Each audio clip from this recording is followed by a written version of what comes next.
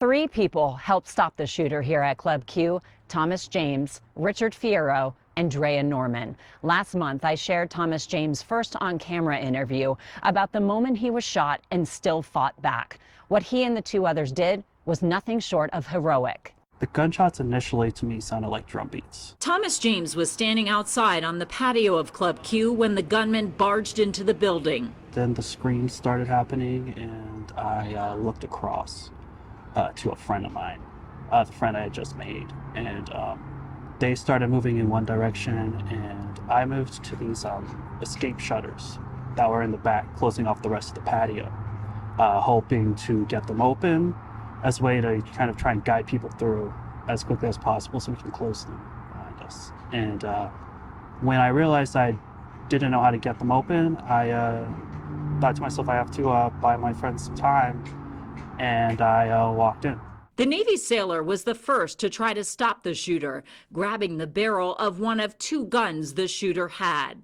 Don't think I was able to get it out of their hand necessarily. They eventually did drop it though, because at one point they did reach for a pistol and they shot me in the chest.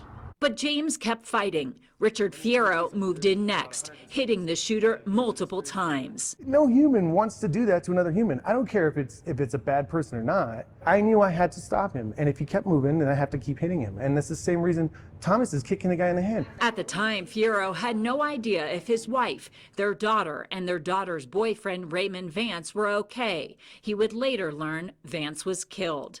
Another couple who joined them for a night out both shot.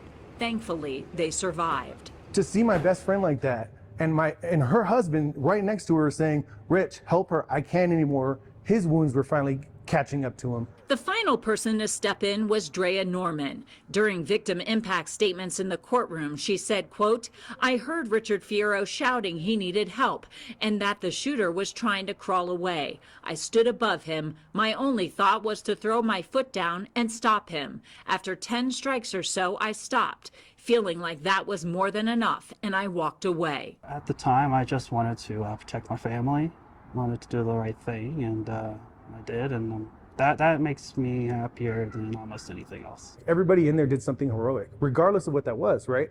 Because it's an unexpected act. It's something you do beyond what you would expect yourself to do. As soon as that first round went off, everybody was doing something they did not expect to do. They were doing things not expected of them. That's a hero. Live